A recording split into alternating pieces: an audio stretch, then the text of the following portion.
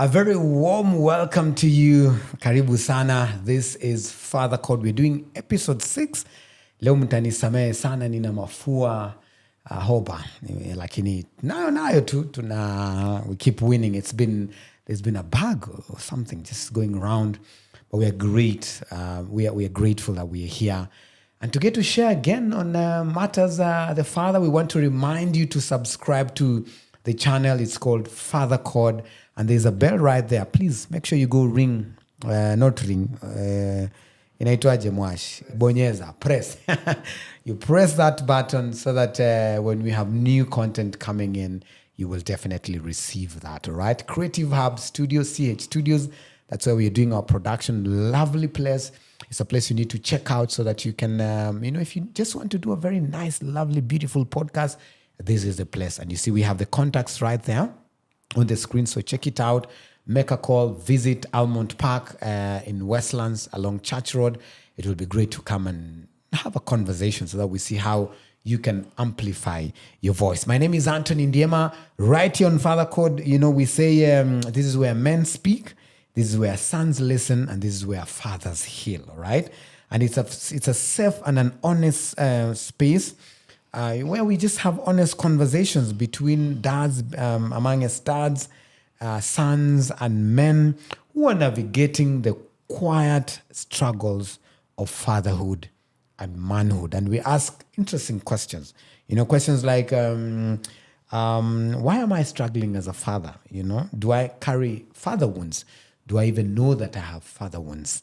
And the agenda, the intention is to have fathers who have a solid intention to make sure that they parent well and also walk with their children the godly way. Karibu sana.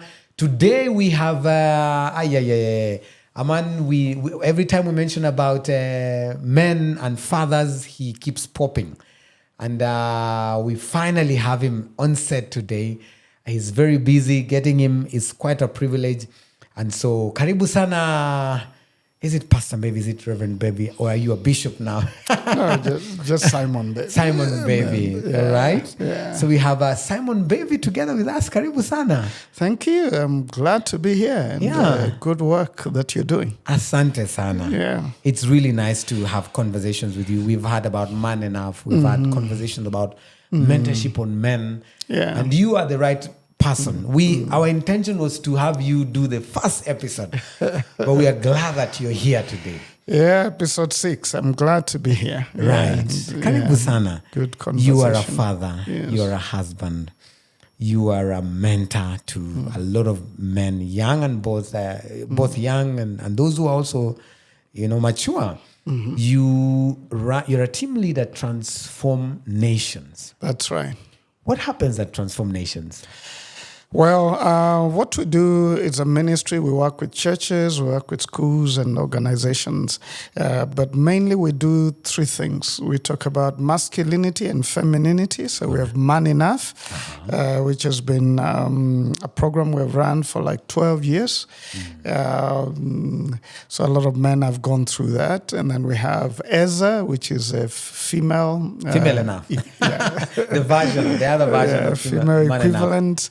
Right. Then we have parenting classes. We have intentional mom and intentional dad.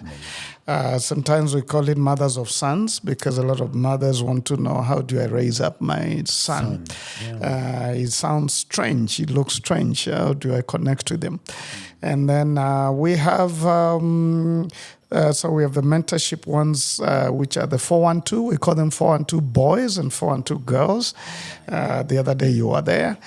So we're really trying to mentor the boys and raise them up to be the men that some of us were not, at their age, because we didn't have someone holding us and walking with us and fathering us.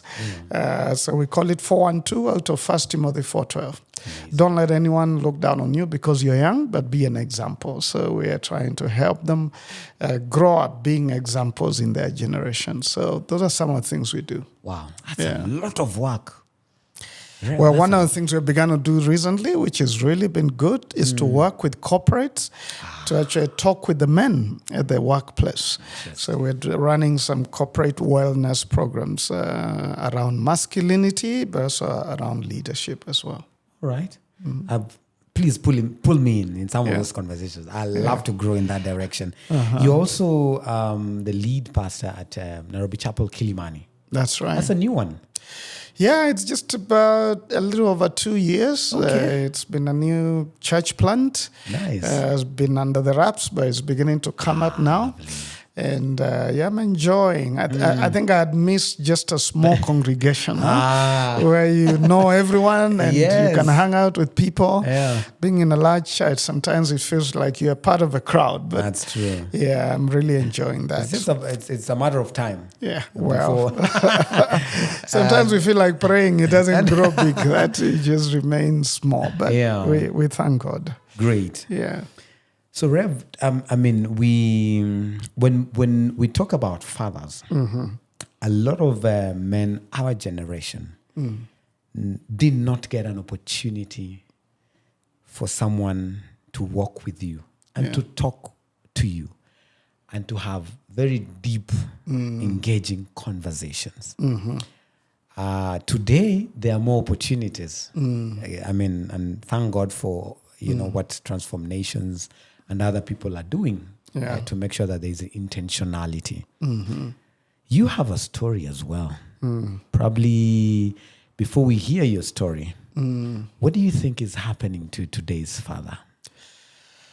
That's a good question. I think today's father is more of an in-between father. Right. We're in between. We're thinking about our dads who are not very engaged, who are very traditional in their approach, who maintained a power distance between us and them. And now we are here and we have a new generation that is very engaged, that wants to ask questions, that they want a hug, and we never got a hug from our dads. So we're in between there. And so we're beginning to connect in a deeper way with our children. Right. But then we are dealing with hang-ups from the past. And a lot of them are struggling, feeling like I didn't get this, but I need to give what I did not get. Is this okay? I mean, I've had my own struggles in that way. That my father died when I was very young, but before he died, he was more of the power distant father and all of that. So I've had to learn a lot of things during the first time that I never saw it done, but have to do. So I think a lot of fathers nowadays are there, right? Trying to deal with their own deficit of fatherhood, but trying to be all that they can to their children. And that's not easy because there's a pull and push, and some of the things we saw for so long, we're trying not to do. And then it becomes a default. You find yourself doing it and say, no, I vowed I'll never do this. I hear that from a lot of fathers. So that's where we are. I mean, in the last episode I spoke to, he's called Jojo More. He had a very difficult fatherhood, very difficult. Yeah. So when his father finally probably is not the right one. When his father died, he went to the grave with his 2 daughters and the wife. And he cried and he said, "These are my children. Yeah. And I am not going to be like you." Yeah. You know? That's a real struggle. But then, Rev, there has to be a balance. And some of those fathers are alive today. So as much as we are saying we did not get this, we also still need to find a balance in their sunset years to honor and to walk with them, right? That's true. And some of them were great. I mean, I hear one in 10 stories that would be really great, that their dads were very involved, they were there. Even in their generation, there wasn't all that intimate, that they were intimate. So there are some good stories. And a lot of these fathers, why we should be graceful towards them, is a lot of them, that's what they knew. That's true. They didn't know any better. Right. Yeah, they grew up in that tradition. That was a culture. That's what they got or did not get. And so it would be wrong to judge them harshly. I agree. We should be able to realize that was their time. Yeah. They didn't know much. They tried what they could. We honor them. Right. And a lot of them in their sunset years, and they mellowed down, and now they wanted to connect. And I've had some men say, no, my daddy now finally he wants to connect with me. Where was he when I needed him? I think that's not the right attitude. We should say we didn't connect, but he's here now. What can we do to redeem? He has mellowed down. He's reaching out. He wants to be there. Let's allow him to be there, and we deal with the past and we let it go. Right. The past can only be the past. You can't, if you begin to carry it into the present, into the future, then it's going to hurt you. Unless, of course, you're carrying in good past. But if it's negative past, leave it to the past. Deal with the consequences of it. Forgive, let go, and then stand in today and walk into tomorrow. Amazing. Yeah. There's the other, the flip side to this is the woman. Yeah. I've had men speak and say, my wife, I have a woman who's too empowered. Yeah. How do I deal with an empowered woman? Yeah. Yeah. I think that you need to do 3 podcasts on that. Well, that specific one, right? The other day, some men invited me and they said, we want you to come and talk to us about marriage. Yeah. There were about 15 or so men. And when I arrived, they said, actually, you're not talking to us. Our wives are in the next room. Go and talk to them. Speak to them. Yeah, because they're just too empowered for us. We don't know how to lead them. We feel like we've got to fight for our position. Because they put us to task, and it's like they're sitting on the seat we are supposed to sit on. And we had a long conversation with the ladies. And what I was trying to tell them is you need to give a man a place to lead. Sometimes you fill up the room too much, and it's good to be empowered. I want my daughter to be empowered, but I also want to tell him, as empowered as you are, you need to give the man a position to lead. It's a role they play. It doesn't make them better, doesn't make us better because we lead. It's like my boss. If I don't even give him a position to lead, it will be hard for him to lead. That's true. But I've got to give him a position. Not because he's better, but because he plays a role. Yeah. And I need to let him play that role. The same with my wife. If she doesn't give me a room to play that role, it's going to be hard for me. I'm going to be fighting all the time. Yeah. So I think the ladies need to hear that. But also the men need to rise up sometimes and be able to lead. Nature holds a vacuum. Sometimes we're not really occupying the seat, so someone else occupies it. So it's a balance. We need to talk to one another. And be able to say, as men, let's rise up to our leadership. And as women, let's allow the men to sit on their seat. Don't occupy it unless it's been empty for too long. And once the man comes back, then allow him to sit on his seat. That in itself is a whole conversation. And I'm sure we have you're already tunanini mafedhas huko. It is well. We will let's get an opportunity to talk about that, because that's a very deep. But maybe what I would throw in there, even as we leave it, is that I've had a lot of ladies who had a child with this dude, and now maybe he's a baby daddy, he's not involved, he's not there. Or maybe there's divorce or separation. But I've had a lot of ladies who don't want that man involved at all with the children. And I always tell them, don't punish the children because of your bitterness. Because this man wasn't a good husband, doesn't mean he can't be a father. Allow him to be a father. Of course, sometimes you need some guidelines because of what happened, but please don't bar the man from his own children. Let him be a father, because one day these children will tell you, I wanted to connect with dad, but you stood in the way. And now it's going to be them against you. So let's work together to facilitate fatherhood, even in difficult circumstances. Let's do what we can. Amazing. Let's come to your story. Are you Nairobi by birth, Nairobi by birth? No, I was actually born and raised in the village. All right. And I enjoyed the village life. And my father was those days, he was polygamous, so he had two wives and 10 children each. He was a fair opportunity man. So 20 children. 20 children. So I'm among the last ones. Number 18 out of 20, 8 out of 10 for my mom. Right. Your mom was the second wife? Yeah. All right. Yeah.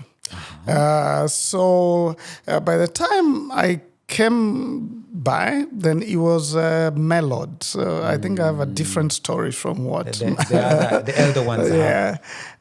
But also I didn't get to know him for very long because I was just beginning. You know, around 7, 8 years all the way to 16 is when a lot of children are alive to the relationship with their daddy. Before then, mom is very close, so they have had very close relationship with their mom. That's important. Between 7? Between 7, 8, all the way to 16. Teenagehood, right. Yeah, that's when a lot of children, especially those who don't have not had a daddy around, they begin to ask questions. Who is my daddy? Because that's a season of identity and purpose. And so they're beginning to ask, who am I? Who is my daddy? Who am I named after?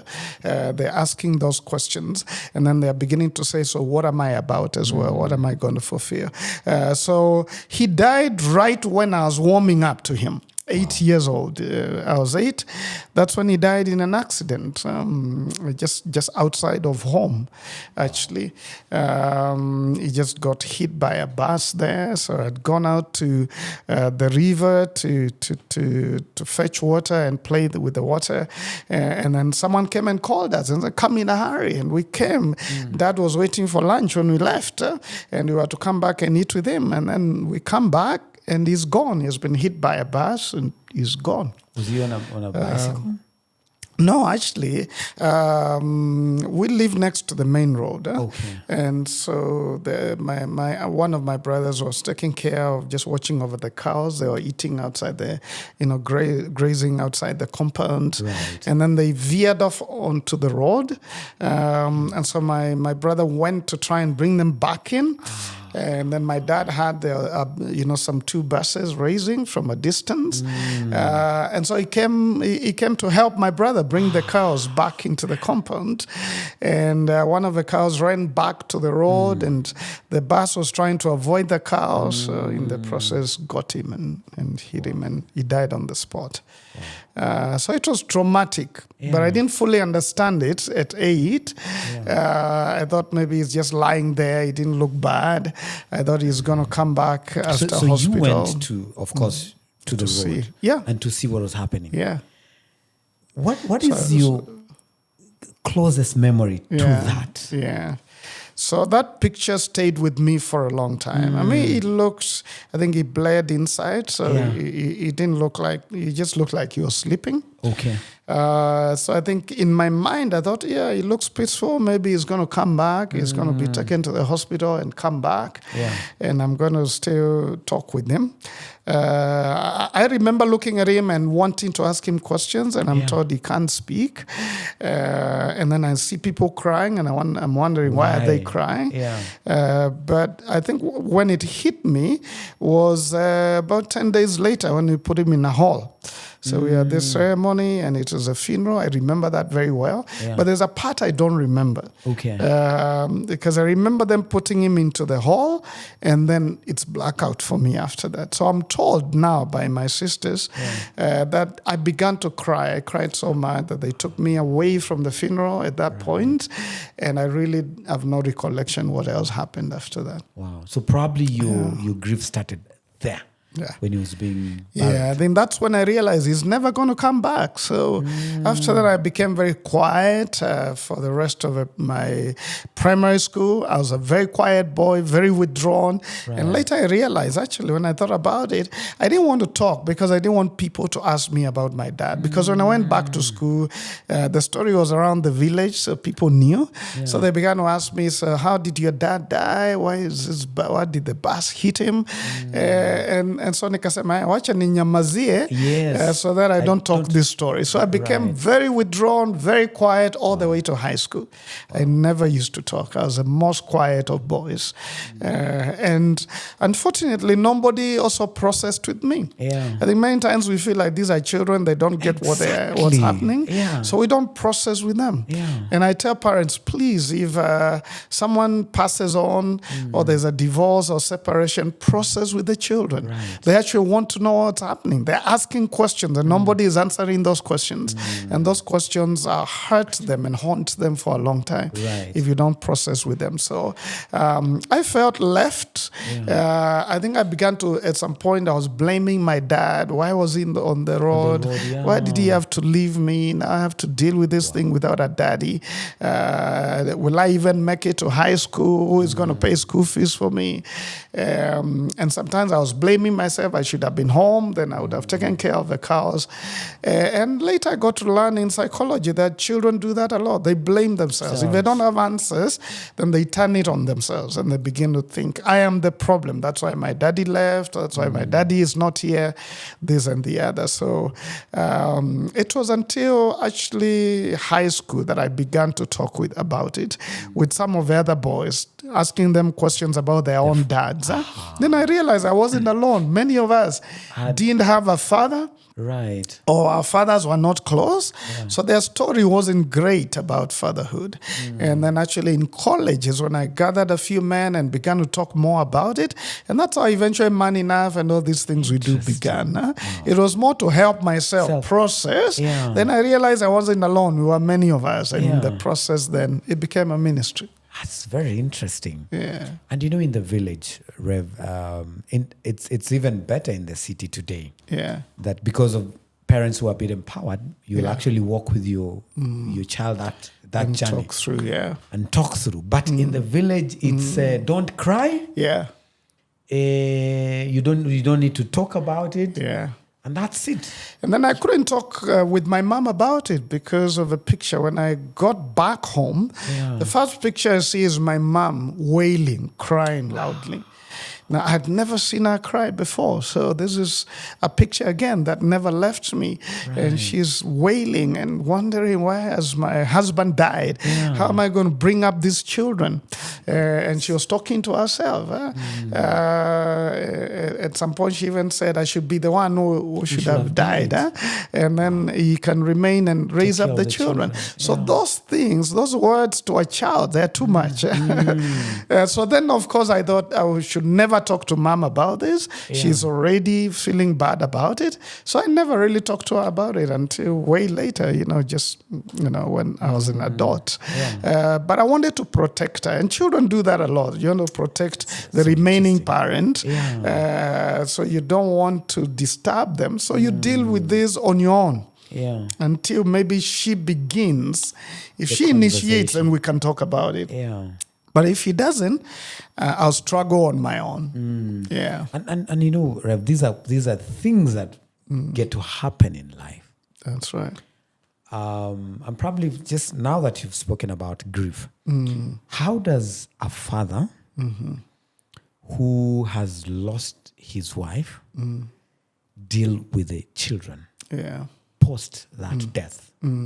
These are not things we talk about. Yeah, we don't talk about them. Of course, he needs to deal with his own grief. But then he needs to be available. And it may not even be lost to death. It could be also lost through divorce because it's a grief as well. They feel like, where is my daddy? Where is my mommy? So I think number one, you need to openly talk about it.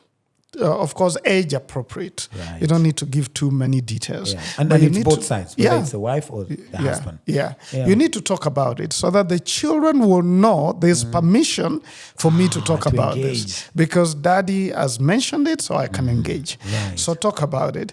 But number two, also be vulnerable. Yeah. It's good for the children to know that you also struggle. Don't go and hide and struggle on your own and then come out very strong. And the children will feel like, why am I weak and dad is strong? Or mom is strong. So it's okay to say, I'm struggling. This is what I feel. I miss mom or dad. And I wish this did not happen. Talk about it in that way. Then again, you're giving more permission to the children to be able to process and be able to tell them, I know you're sad right now. I know you're asking questions. I know this and the other, and talk through it. Listen to them. Even when you don't have answers, listen. The listening is important. And being able to say, I hear you. I don't know what I can tell you, but I hear you. And that's okay. And then we'll walk with this through this together. So make sure you always tell them, I am available. But there are some bosses who say, my office is always open. You can come in whenever you want. But nobody goes in there because you know if you go in there, it's not going to be good for you. It's at your own cost or peril. So tell them I'm available, but show them I'm available to listen. I'm approachable. Because it's one thing to be available, it's another to be approachable. Be both available and approachable. I like it. And this is not just when you're dealing with issues of grief, but also provision. That's right. Right? That's right. We've seen it happen. And all the roles that we play. Yes. I've written a book on Daddy's Destiny, the difference a father makes, and talks about the 5 P's of a daddy. We'll still have that together. And, let's take it away. Just feeling like if you have challenges, presence is the first one. So if you have challenges with presence because you're busy and there are a lot of things, explain to your children, I'm not available this week. I really want to make time for you. I'll come in next week and we'll go out and spend time. But let them know why you're not available. Otherwise, they are going to close their spirit. Dad is now available, so why bother talking to him? Talk about it. Open up and say, this is what's happening. Number 2 is provision. If you are not able to provide, say, this is where I'm at. I am struggling with provision, but a time is going to come and I'm making effort. Pray with me about this. I share with my children and say, this is where we are at. We're at a tough place. We're not able to eat out every week at this point, but we'll resume that when money comes. And they say, don't worry, Daddy, we are praying for you. How can we help? But it's because we began that conversation earlier. So they don't begin to imagine money grows on trees. Right? Then they can realize I have money sometimes. Things are tight sometimes. Things are good sometimes. And they're learning their own lessons. The other one is a protector. And sometimes I have to explain to them, I need to take away that phone to protect you. It's not about me. It's not because I'm mad with you. It's because I love you and I want to protect you. So I'm protecting you technologically. I'm protecting you socially. I'm protecting you from friends who would hurt you. I'm protecting you in this way and that way. So explaining to them so that they can come back and be able to tell you, by the way, Dad, I found myself watching a bad thing here. Help me deal with it. You're open enough to be able to have that conversation. And of course, there's a place of priest and prophet, where the priest is teaching values and faith and modeling it and leading them in reading the Bible and fasting together and doing those faith issues together, faith activities together. And there's a prophet, which is about telling them who they are and what they can become. You're growing to be a good man. I affirm them in the things that you see in them, but also tell them what they could become. Tell them one day I see, a lawyer in you. I see someone, a preacher in you. I see someone who is patient in you. This is what you can become in the future. So playing those 5 roles, but in a way that you engage them and they can ask questions. They can say, Daddy, you promised to do this. You didn't do it. And you say, I'm sorry. I intended to do it. I'm sorry. I want to do it. That's right. The father has, and we've had this conversation previously, the father has, a lot of fathers have formed their identity on provision. And so if they're not able to provide, then they feel they are not the father they are supposed to be. But again, they are just a conduit, right? It is a conduit, and being a provider doesn't mean it must come from you. Okay. There are times maybe you are a student and you're not able to provide at that point, but you're in charge of provision. That means you're in the family, you're managing provision. So you're saying, where is money coming from? Right. If the mom is not providing at that point as well, then you need to get together and say, how are we going to provide? What children need to know is that you've thought about their future. You've thought about what is going to be there. You've talked with them about it. There's a plan. Right. There's a plan. Sometimes the plan is we are praying about it. That's part of the plan. It's part of the plan. So let them know that we are praying and we are expecting God to come through. That's okay. But if you keep quiet and they're wondering why is it there's no provision, but also it's a psychology of men. I always say to men, money is power. So when you don't have money, you feel powerless. And that affects your self-esteem and other things, your ego. Yes. But to women, money is security. So they deal with these issues that's better. a heavy one. Because they say, we don't have money, what is going to happen next week? What is going to happen? They just want a plan, not necessarily the money. But for us, we feel powerless. So we run away and begin to hide, and we don't deal with it. So we need to realize that money is to secure a future. It's not to make you powerful. So even if it's not there now, Jesus is a security of our future. So you can still deal with it. Don't allow money to define you. Don't over-identify with work or money. All right. Then it's going to frustrate you because work comes and goes. Money comes and goes. Money is to be used, not to be kept. So don't over-identify with it. Identify as a son of God, as a man of character, and this and the other. Means comes to do exactly that, to give you a means to live out who you are, not to make you who you are. Amazing. So that you don't lose the relationships that are very key in the process. That's right. There's so much to talk about, but there's this conversation that is heavy, especially now. There's a gentleman I follow called Jonathan Haidt. He's a psychologist, but I like the way he breaks it down. He says from 2012, our kids have actually been raised on addiction material. And he talks very passionately about technology and screen time and the phone. And the biggest, one of the biggest damages today is the human being losing the human ability to pay attention. Because of the reels, and all those things happening in exciting technology. Things, Exciting things. It's hard to beat technology. It's too exciting. It's too exciting. Where are we today? And you can talk about that from the father's perspective, the parent's perspective. So number one, part of the reason why kids are too much into technology is because we're not available for relationship. I mean, those days, fathers were more available because there wasn't as much to do as it were. So they would take 2 hours to take a walk with their children and things like that. When you're taking a walk, then you're not going to be in technology. So a lot of children are turning to technology to keep themselves busy. That's why a lot of them say, but if I don't watch this or I don't have a phone, what will I do? I'm bored. There's no option. Because we don't give them options. And the options need to be relationship. That we have times together. We have games we play together. That we have walks we do. We have hikes we do. You have things you do with the children. So they know that's a time with dad. We can do stuff. If not, then they'll turn to technology because it's very attractive. But also, secondly, I don't think we are there to train and guide children on technology. We just give them a phone, buy for them, but we don't talk about it. These are the dangers. This is how you can get screen addiction. These are the content that you might find there. So this is what we agree. So I always tell parents, before you give a child a phone, and that should be around 10, 12 years. In fact, recently there was some study which was done and presented on CNN and other internet national media, and they were saying actually 12 may be too young for some of the children. Yes. Delay it a bit more. Yeah, if you can. If they need a communication gadget earlier, give them a basic phone for communication, but not one which is enabled. They have all of these sites they can go to.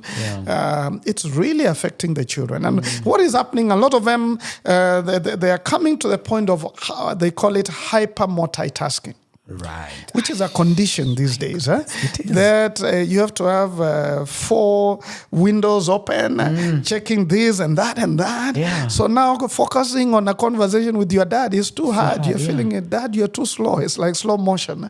I'm used to doing several things at the same time. And unfortunately, a lot of what they get in there is a short format. So it's just, you keep going. 10 seconds. No wonder they say the attention span today is 9 seconds. That's crazy. It's because of that, because they barely watch something. When I'm trying to watch something with them and say, I didn't even see it. It's gone. Then they have gone. They judge, I don't want to see that, and moved on. So hyper multitasking is actually a condition. Wow. And part of it, the way to treat it is to expose children to nature and to other slower things, to go out there and do music and other things, and they'll begin to focus again. Because music, for example, forces you to focus. Nature forces you to focus. Doing activities with your hands, like farming, forces you to focus. But focus not in that way of a phone.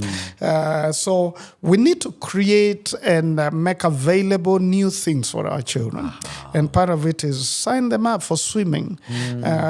Go with them for walks. I try and do 1 hour, 2 hour walks with my children. That time we connect. They are not with their phones. You're able to talk and put away. And of course, when you give them a phone, time it. Is it 2 hours or 3 hours? And let it go off after that. And then do other things. Make sure there are other things available.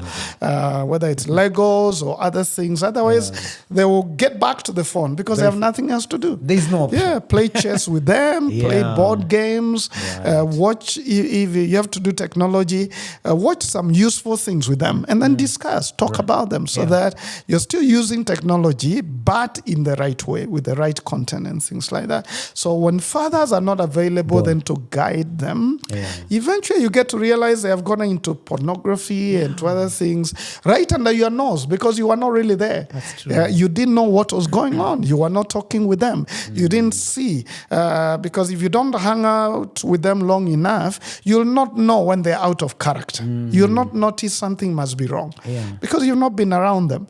But when you're around them, you'll be able to say, hey, something is happening. Why is my child spending too much time in private? What's going on? And you'll be able now to help them. So the greatest present as a father you can give to your children is your presence. All right. Yeah. And some say quality, but quantity is key. Well, to young children, quality is quantity. Quality is, I like that. Quality is quantity. Quantity is. Yeah, because quality is quantity, the quality will be found in the quantity. Right. Because then you're spending time with them and then they're distracted and then they're distracted. So you can't say we're going to have 10 minutes and very focused. No, you don't do that. You do that with adults, but not with children. So quality is quantity. That's true. Greatest present is your presence. Amazing. There's a father who's saying, but Rev, I mean, with the reality of our economy and the things that keep calling. They're hustling, man. They're hustling. Where do I find time to do this? Well, it's a choice to make. You can't have your cake and eat it. I like it. At some point, you've got to say, I'm a father, especially when children are young. Right. I remember I had to make some sacrifices. I remember at some point I used to travel a lot. Then I realized when children arrived, I realized either I spend time with them now and have dividends later, or I don't spend now and later I'll be wanting to spend with them, but they not don't have available. time for me Yeah. because there's no connection. Right. Another guy was telling me the longest drive he had or time he had with his dad was the other day driving from here to Nakuru, which is barely 2 hours. Yeah. But he said it was long because we had nothing to talk about. Oh, my. Dad was here and I was here and we were quiet. Yeah. He only told me, hey, have you umefunga mshipi? Have you belted up? Yeah. When we were leaving it. Nairobi. And then we were quiet until Naivasha. And in Naivasha, he asked me, do you want yogurt? Yeah. And then he bought me yogurt and we were quiet again. We didn't have stories. I took one stories of bigger because we never connected when we were young. So there's nothing much for us to talk about. And there's a window, invest right now. It's only a few years. My daughter now is 23, and I have to make an appointment to see her. It's only a short time, and you're going to wish you spend more time. So here's the thing. I made a decision when I was young that I'm not going to travel because at least I was in charge of my schedule.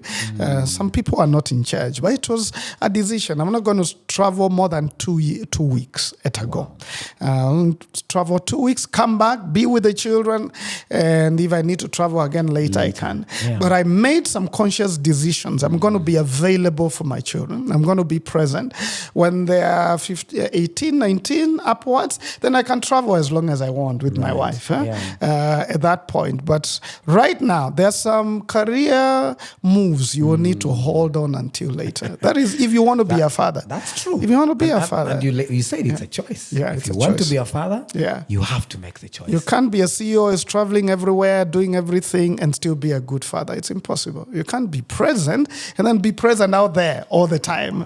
You've got to make a choice. Is it more important? And later in life, you get to realize your greatest contribution is investment in the children who are the next generation. Right.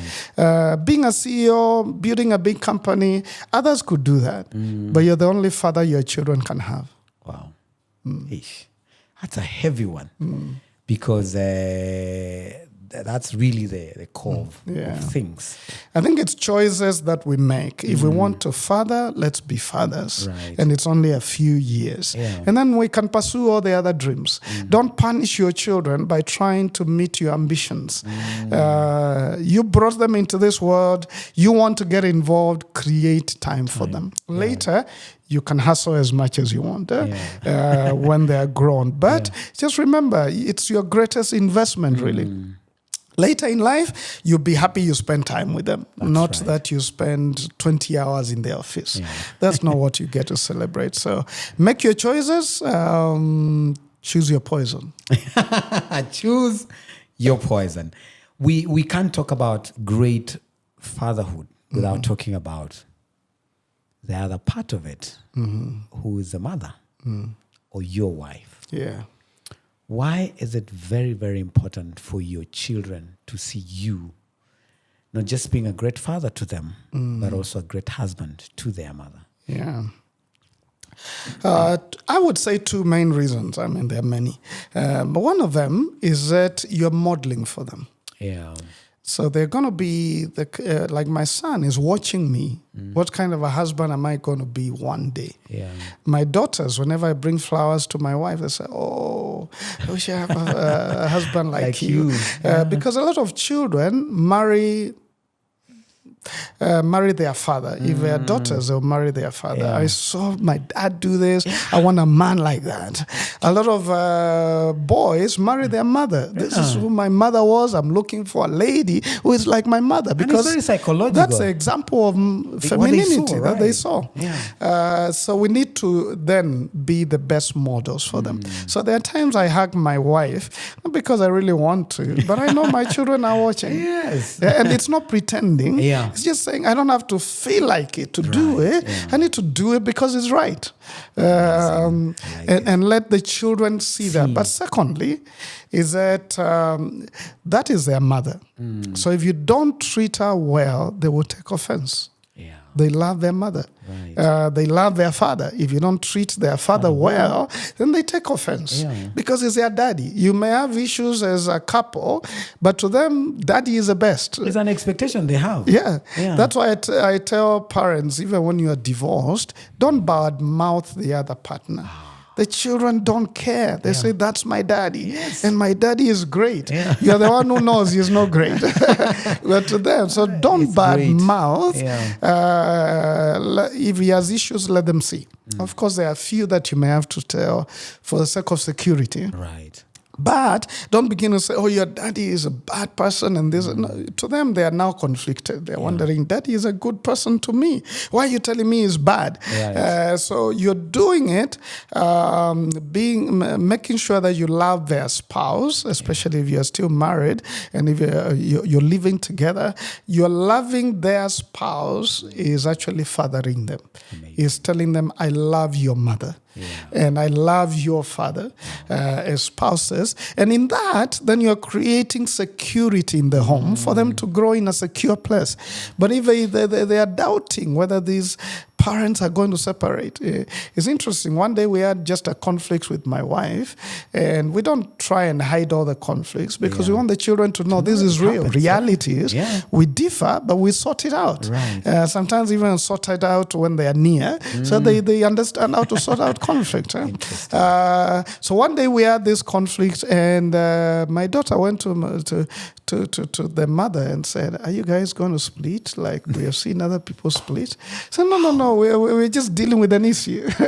So they get insecure if they don't see you dealing with your issues. Amazing. And they begin to wonder, is this going to happen to us because it happened to our friend?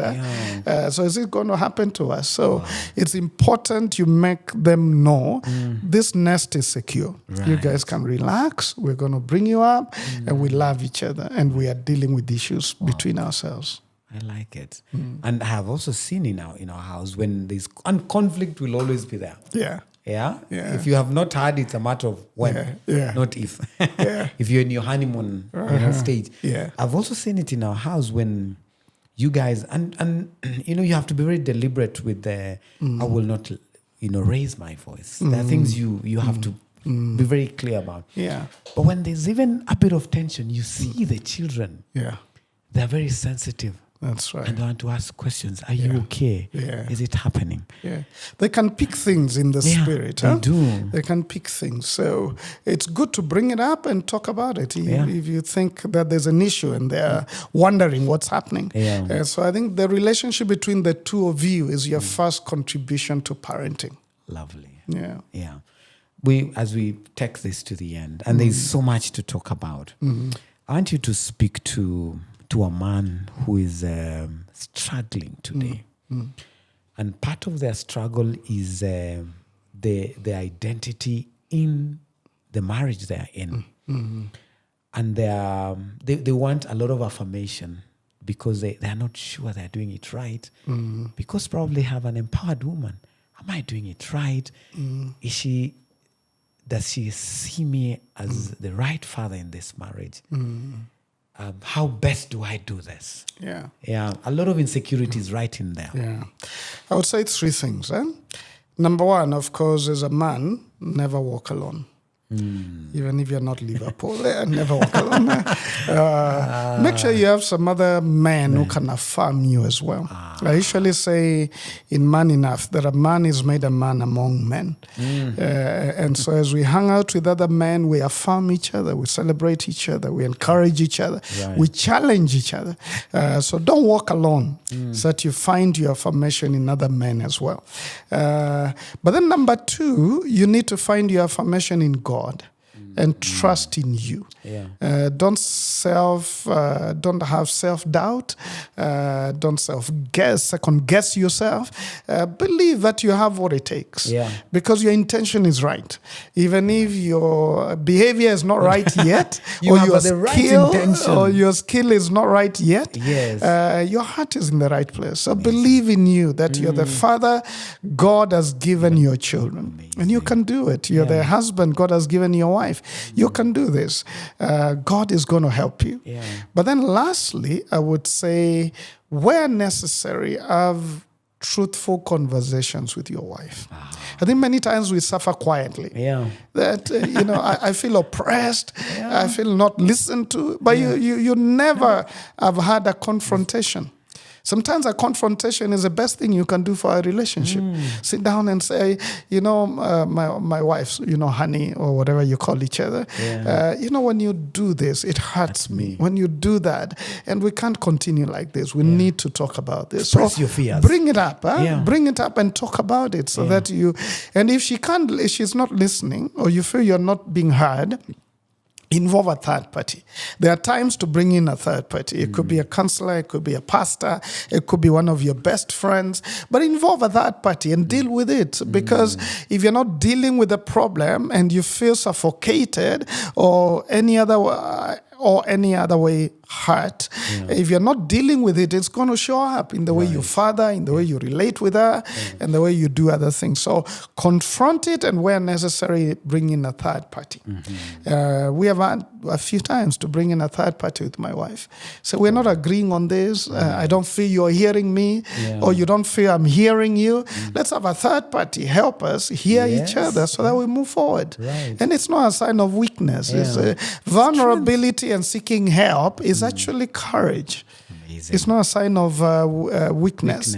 It's bringing in someone else so that we deal with this, so that we can continue with our calling to love each other and to raise up these young people for the future. And if as a man you have a father issue, or even a mother wound yourself, and you need to deal with it.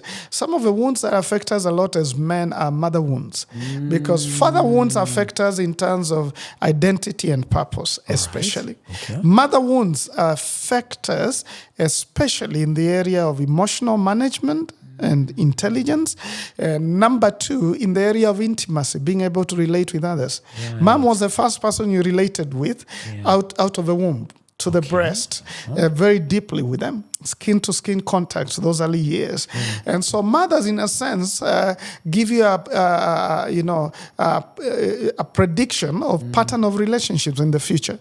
If you never got very close with mom, it's very likely you struggle with that. If you never trusted your mom, very likely you'll not trust people in the future, because mom was the closest person you ever related with, the first person you ever related that closely with.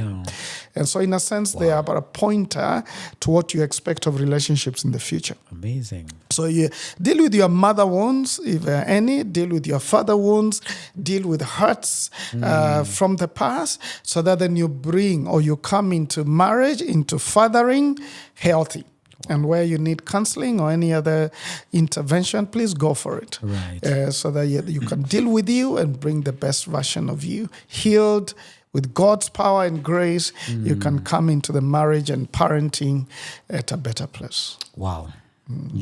I've never heard about mother wounds and the concept behind that. Beautiful.